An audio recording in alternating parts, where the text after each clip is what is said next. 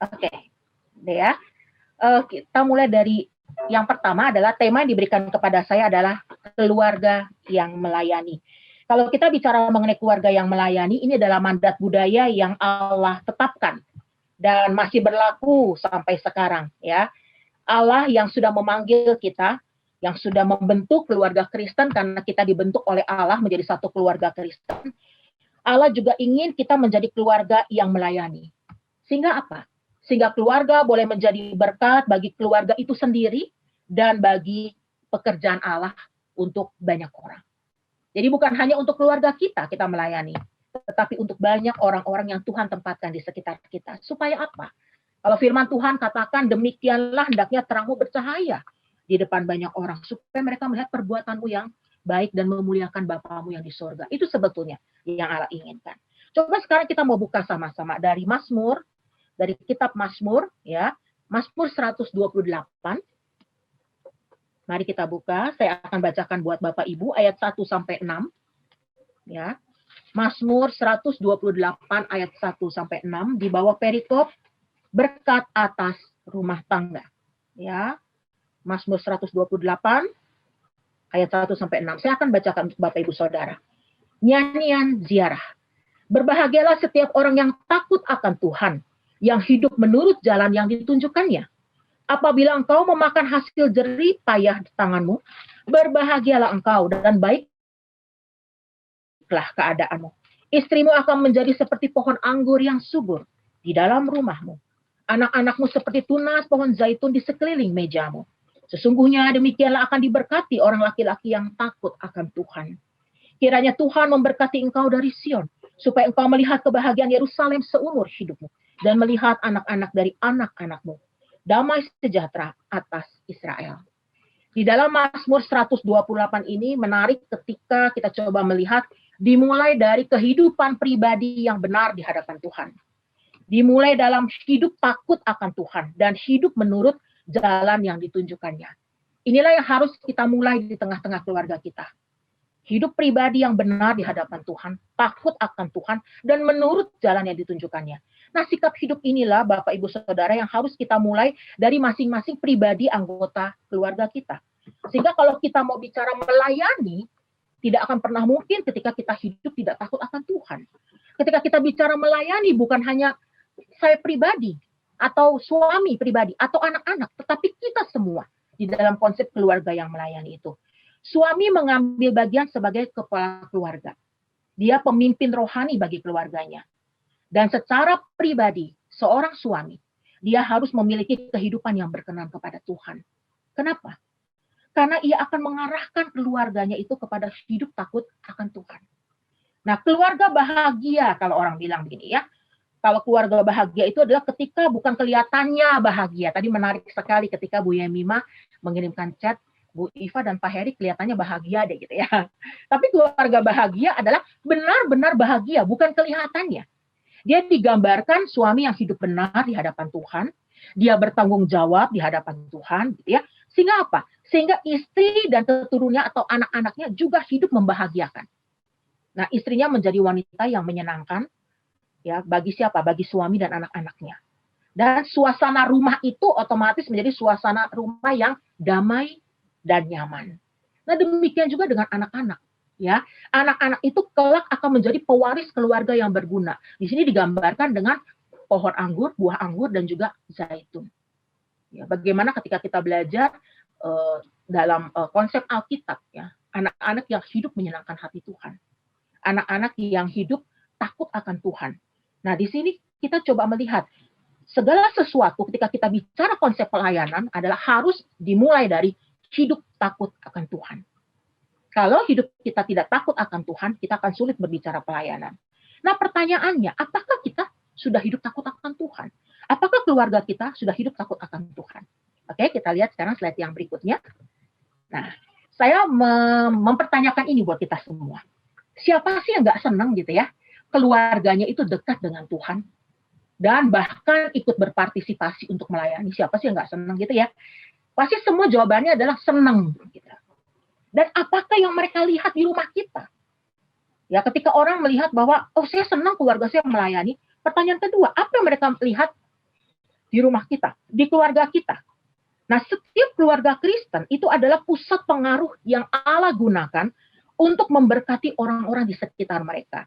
Jadi kita ini ditaruh di tengah orang-orang yang juga melihat siapa kita. Ya, melihat keluarga kita. Nah, apa yang mereka lihat ketika mereka bertemu dengan keluarga kita? Atau apa mereka lihat ketika mereka berkunjung ke rumah kita? Sikap apa yang mereka lihat? Berkat apa yang mereka terima dari keluarga kita? Berkat bagi keluarga, bagi kerabat kita? Berkat bagi orang-orang yang di sekitar kita, saudara-saudara kita, berkat dari bahkan orang-orang yang bukan orang Kristen, atau berkat bagi masyarakat. Nah, itu menjadi bahan introspeksi kita loh. Tadi Pak Yudi menarik ketika memulai dengan kesaksian, apakah sungguh keluarga saya melayani Tuhan ya? Itu juga menjadi satu pertanyaan buat saya Pak Yudi dan Bapak Ibu semua. Apakah sungguh ketika kita bicara keluarga yang melayani, keluarga saya sudah melayani Tuhan. Keluarga kami sudah melayani Tuhan. Karena keluarga itu adalah pusat pengaruh yang Allah gunakan untuk memberkati orang-orang di sekitar. Ya, next berikutnya kita lihat. Nah, apa sih artinya keluarga yang melayani? Ada 3 pendapat yang seringkali orang mengatakan atau menjawab pertanyaan ini. Yang pertama, apakah semua anggota keluarga terlibat dalam pelayanan? Yang kedua, apakah suami dan atau istri terlibat dan anak-anak mendukung? Atau yang ketiga, tidak ada yang terlibat langsung, tetapi mengambil bagian dalam kegiatan gerejawi. Jadi apa sesungguhnya keluarga yang melayani? Saya ingat Pak Bigman itu atau Bang Bigman selalu mengatakan bahwa ketika seorang ayah melayani, seorang suami melayani, beliau selalu mengatakan, saya juga rindu istrinya ikut melayani. Atau ketika seorang istri melayani, suaminya juga ikut melayani. Bahkan kalau bisa, anak-anaknya juga ikut melayani. Nah, apa artinya keluarga yang melayani? Apakah yang seperti konsep Pak Bigman tadi katakan? Ya, suami ikut, istri ikut, anak-anak. Makanya selalu menjadi kerinduan beliau adalah ketika keluarga Pak Bigman juga ikut melayani semuanya. Kebetulan ada Kenan di sini. Pasti Kenan akan teringat selalu kalimat itu. Ya, semua anggota keluarga terlibat melayani, suami dan atau istri yang terlibat, sementara anak-anak mendukung, atau tidak ada yang terlibat langsung, tapi mengambil bagian dalam kegiatan gerejawi. Ya, ini dalam introspeksi diri kita masing-masing nih ya, keluarga kita masing-masing. Ya, next yang berikutnya adalah, nah saya mau mulai dari pekerjaan versus pelayanan. Kenapa? Mungkin kita akan salah kaprah seringkali kita menganggap kita sudah melayani. Coba kita sama-sama lihat. Pekerjaan, pelayanan. Ada 2 di situ. Langsung saya perlihatkan kepada Bapak Ibu. Ketika kita melakukannya untuk mendapatkan nafkah, cari uang ya, itu pekerjaan. Tapi ketika kita melakukannya karena untuk Tuhan, itulah pelayanan. Kita rela melakukan segala sesuatunya untuk Tuhan. Yang kedua, ketika pikiran kita hanya untuk kesuksesan, yang penting bagus, yang penting pencitraan berhasil, itu pekerjaan. Tetapi ketika yang kita pikirkan hanya untuk kesetiaan kita melayani, bahwa kita melayani Tuhan karena kesetiaan yang Tuhan sudah berikan, dan aku akan membalasnya itu. Itulah pelayanan. Yang ketiga, bila kita berhenti karena tidak ada yang berterima kasih, ya udah capek-capek pelayanan, semua orang nggak ada bilang say thank you sama saya. Itu pekerjaan. Tetapi ketika kita terus bekerja, terus melakukan, walaupun tidak pernah dikenal oleh siapapun, bahkan kadang-kadang kita di balik layar dan orang nggak ada yang tahu bahwa itu kita yang melakukannya. Itulah pelayanan. Saya kalau diingat poin 3 ini, ingat almarhum Cahyono ya. Kemarin di Facebook diingatkan lagi. Ya, bahwa beliau berpulang pada saat menjelang Paskah waktu itu ya. Nah, yang kadang-kadang tuh kita nggak pernah tahu dia ngapain gitu, tapi ketika itu tampil di layar, oh itu kerjaan siapa, kerjaan Mas Cahyono. Nah, ada orang seperti itu yang kadang kita nggak pernah tahu karena dia tampilnya di balik layar. Itulah pelayanan. Bila kita terus keluar karena ada yang mengeritik, nggak ada deh pelayanan itu yang mulus Bapak Ibu Saudara. Kita melakukan yang baik aja kadang-kadang dikritik, apalagi kita melakukan yang nggak benar gitu. Nah, waktu kita pilih keluar, kerjaannya dikritik melulu, males di gereja. Ya, kerjaannya diomongin terus, udahlah gua keluar aja lah. Nah, itulah pekerjaan. Tapi bila kita terus bekerja sekalipun dikritik habis-habisan, kita masih bertahan, itu pelayanan. Ya, ini poin 4 nih susah banget. Ya, buat saya juga pergumulan poin 4 ini. Ya. Poin 5, gereja yang biasa-biasa saja itu dipenuhi oleh orang-orang yang bekerja. Tapi gereja yang luar biasa dipenuhi oleh orang-orang yang melayani. Bagaimana dengan GRI? Bagaimana dengan gereja kita? Apakah gereja kita adalah gereja yang biasa-biasa aja? Atau gereja kita adalah gereja yang luar biasa? Kalau gereja kita adalah gereja yang luar biasa, itu akan dipenuhi oleh orang-orang yang setia melayani, bukan orang-orang yang bekerja. Bekerja itu hanya sekedar melakukan program. Yang penting program berjalan. Tapi melayani, melakukannya dengan hati. Karena saya mengajar, saya selalu kaitkan ketika saya mengajar, apakah sekedar saya menghabiskan rencana pembelajaran semester itu? Ketika saya mengajar, apakah saya hanya sekedar yang penting saya udah nyampein ke mahasiswa? Urusan ngerti atau nggak ngerti itu urusan dia. Itulah bekerja. Tetapi ketika saya peduli, apakah betul mereka memahami? Kalau mereka nggak memahaminya di mana? Ya. Lalu kita coba tanya mereka yang nggak ngerti di mana. Ayo coba diskusi kita sama-sama. Itulah yang melayani. Ya, kita harus belajar sama-sama nih. Apakah selama ini kita di GRI melakukan pekerjaan ataukah pelayanan? Itu menjadi satu bahan introspeksi buat kita bersama, ya Bapak Ibu Saudara. Next berikutnya. Nah, yang berikutnya coba kita lihat. Ketika kita bicara mengenai keluarga yang melayani, keluarga itu punya peran penting. Ya, keluarga itu punya peran penting.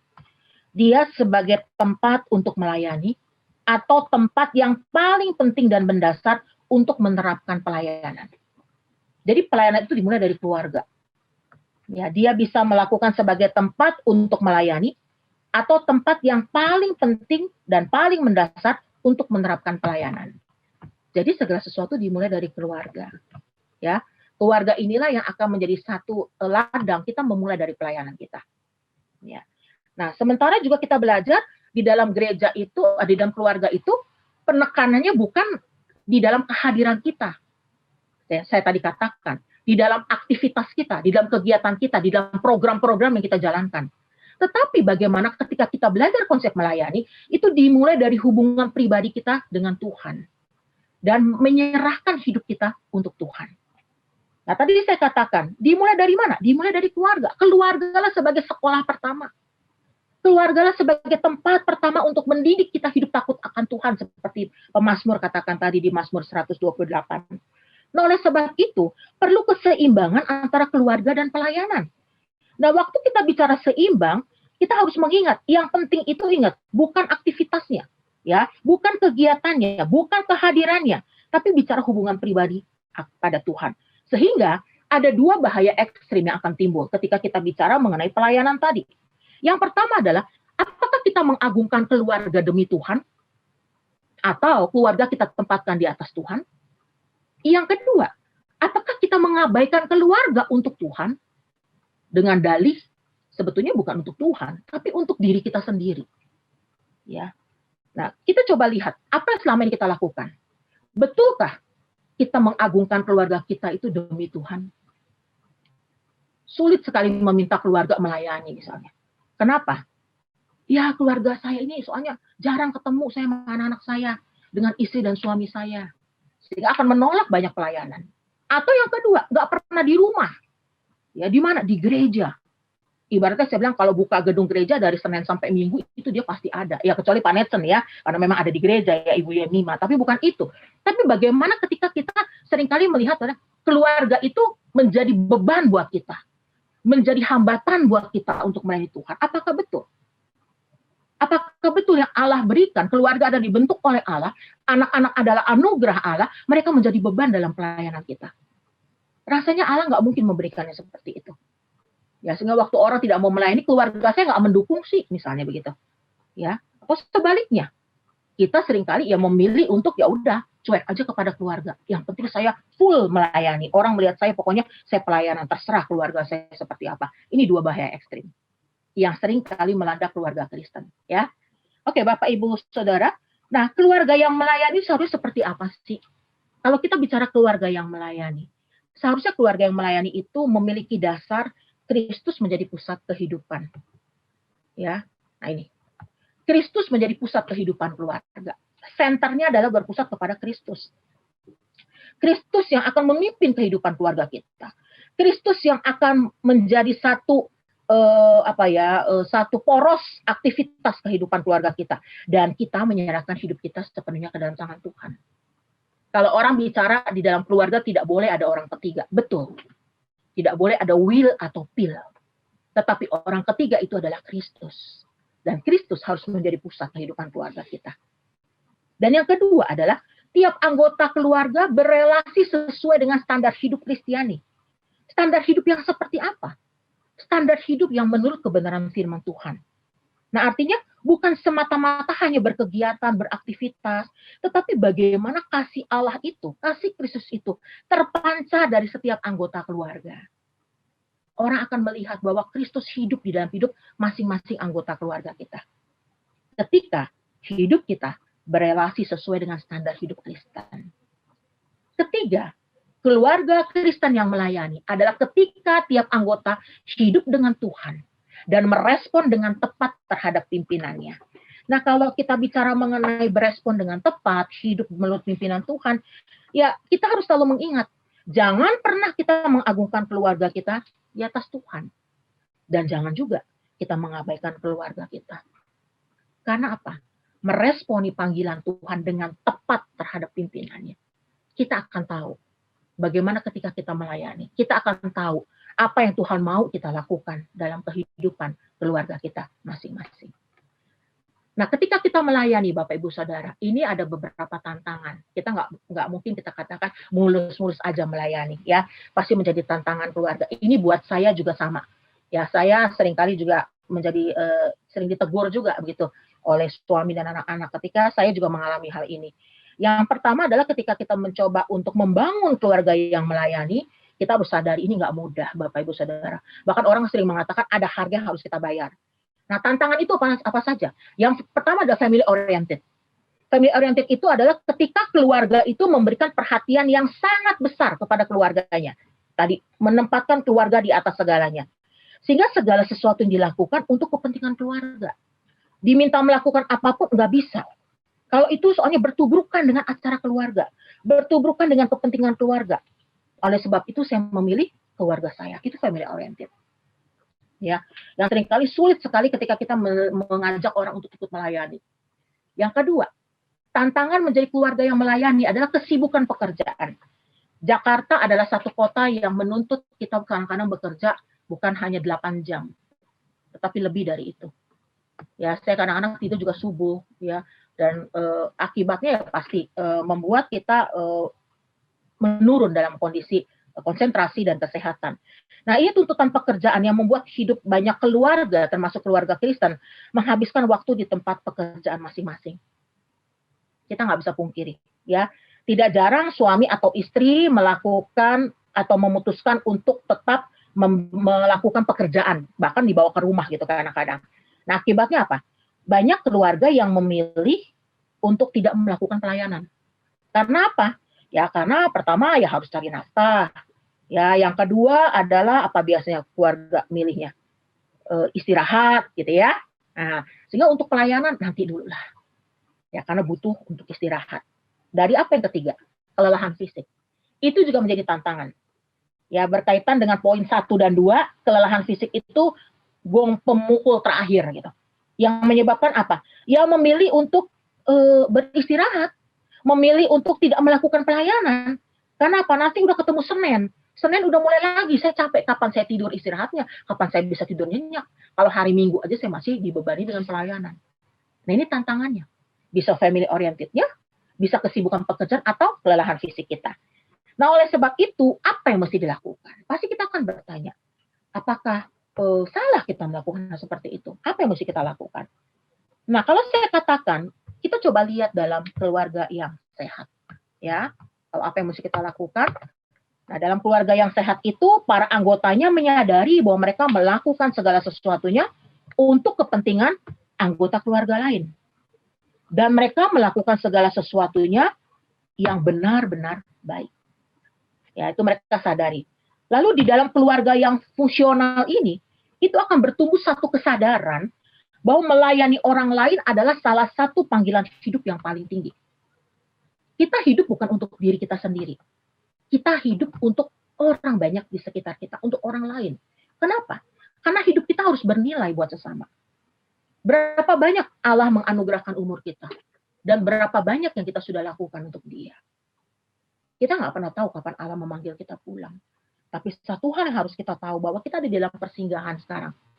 Yang harus kita lakukan adalah kita harus berhidup bernilai bagi sesama. Nah, ini harus disadari oleh setiap anggota keluarga, bahwa melayani orang lain adalah salah satu panggilan hidup yang paling tinggi. Sehingga di dalam pelayanan menjadi berkat, bukan hanya bagi keluarga kita sendiri, tetapi bagi banyak orang. Nah, saya katakan sekarang menjadi berkat bagi keluarga sendiri. Kalau tadi kan bernilai bagi orang lain, ya. Apa sih maksudnya menjadi berkat bagi keluarga sendiri? Yang pertama, orang tua itu menjadi role model yang baik di dalam melayani. Sehingga dampaknya apa? Dia akan memberikan inspirasi bagi anggota keluarganya, terutama anak-anaknya, untuk melayani. Anak adalah peniru yang hebat. Dia akan meniru apa yang dilakukan oleh orang tuanya. Dan hebatnya Bapak Ibu, mereka lebih gampang, lebih cepat meniru bukan hal yang baik, hal yang buruk. Sehingga kalau dikatakan seorang anak adalah peniru yang hebat, yang kadang-kadang kebaikan belum tentu mereka tiru, tapi keburukan mereka bisa tiru. Sehingga orang tua dituntut menjadi role model yang baik dalam melayani. Yang kedua, menjadi berkat bagi keluarga. Membangun spirit saling melayani di dalam keluarga. Sehingga apa? Keluarga itu akan mengutamakan other center. Dia akan mengutamakan orang-orang lain. Dia bukan bicara mengenai self-center. Dia bukan bicara mengenai egosentris dia. Yang penting aku. Yang penting aku dipuaskan. Enggak. Tapi bagaimana spirit saling melayani ini menjadikan kita dan anak-anak kita peduli terhadap orang lain. Yang ketiga, bagaimana kita bisa menjadi berkat bagi keluarga sendiri. Karena seringkali kita mungkin menjadi berkat di luar, tapi tidak bagi keluarga kita sendiri. Membawa keluarga kita untuk peduli kepada pekerjaan Allah. Apa pekerjaan Allah? Ya, terlibat dalam pelayanan gereja, terlibat dalam pelayanan lembaga misi, dan sebagainya. Jadi keluarga kita diajarkan untuk peduli terhadap pekerjaan Allah. Itulah menjadi berkat di dalam keluarga kita sendiri. Nah, ada seorang pendeta Matthew Henry, dia dari gereja Presbyterian Inggris, dia mengatakan bagaimana sebuah gereja itu ada di dalam rumah kita. Jadi di dalam rumah kita itu ada gereja, a church in the house. Nah, apa yang dia katakan? Ketika kita bicara mengenai gereja, setiap orang, kembali lagi khususnya suami nih ya, khususnya ayah gitu ya, itu ditentukan sebagai tuan. Dialah pengelola gereja itu. Ya, dia pengelola gereja itu. Dan apa yang dilakukan? Ada 3 hal yang dilakukan. Family doctrine, family worship, dan family discipline. Ketika kita bicara family doctrine, apa yang harus kita lakukan? Mengokohkan doktrin atau ajaran di tengah-tengah keluarga kita. Seringkali mungkin kita berpikir itu adalah urusannya gereja, urusannya Pak Netson itu mah ya. Doktrin mah bukan urusan kita, nggak bisa begitu. Sebagai orang tua, kita harus mengokohkan doktrin dan ajaran di tengah-tengah keluarga kita.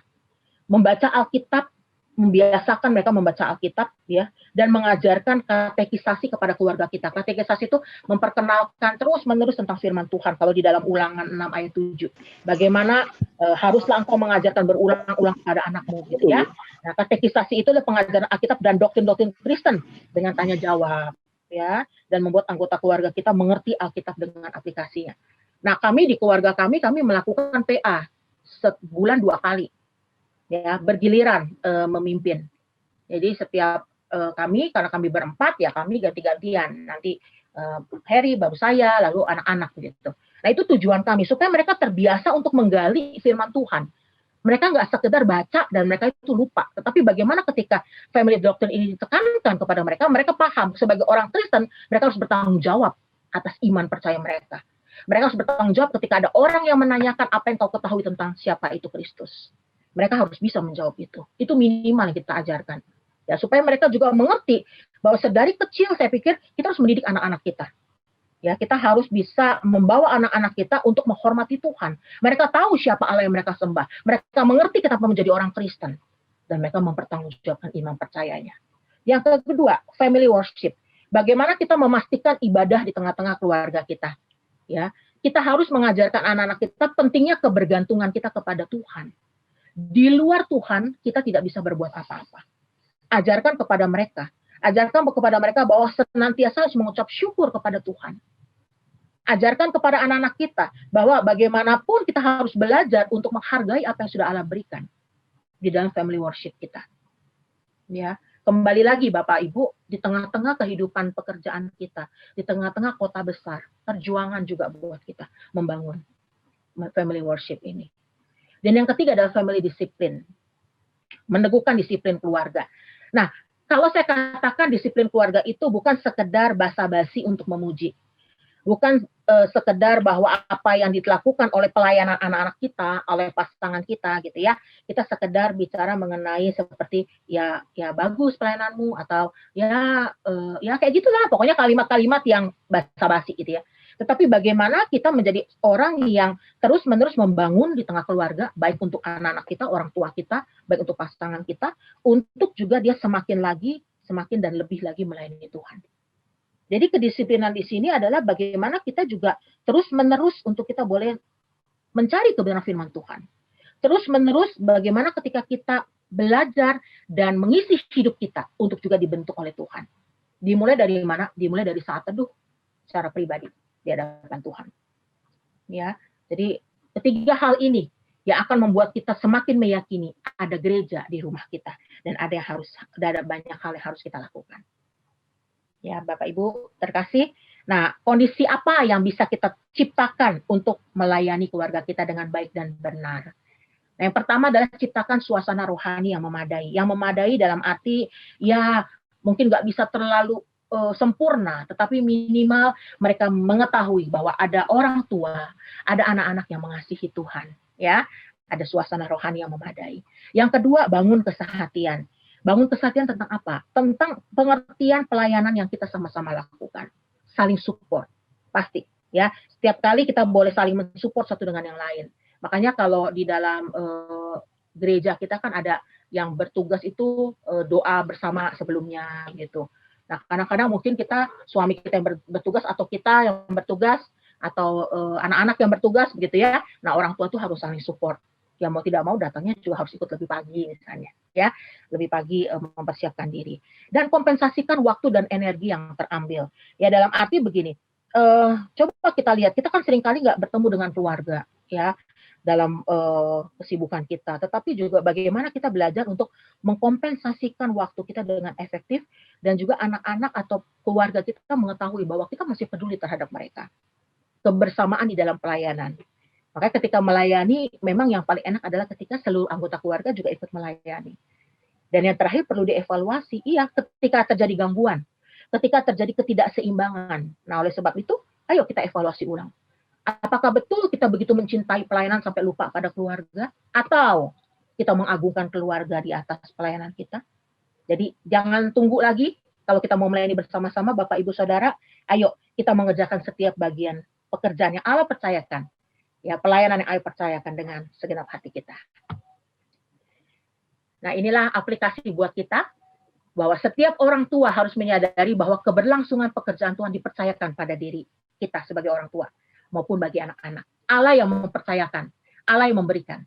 Dan yang kedua, setiap orang tua harus menjadi teladan yang pertama dalam melayani. Mengajarkan kepada anak tentang prinsip firman Tuhan, bahwa setiap orang Kristen dipanggil untuk melayani Tuhan. Nah ini, tekankan kepada anak-anak sesuai dengan usia mereka. Bahwa kita dipanggil untuk melayani Tuhan. Tidak bisa tidak. Nggak ada tawar-menawar. Dengan porsi apapun, dengan sesuai dengan umur mereka, ajarkan mereka pelayanan yang mulai dari yang sederhana. Ya, sebagai orang tua dan anak, hendaknya dilibatkan dalam pelayanan mulai dari hal yang kecil dan sederhana. Sesuai dengan perkembangan usia anak. Ini penting. Jadi mereka mengenal, kalau di sekolah minggu ya misalnya mulai dari berdoa, doanya ikutin kakaknya, ya bawa kantong persembahan, ya melayani terima tamu greeter usher. Nah itu sesuai dengan usia mereka. Ayo kita ajarkan anak-anak kita.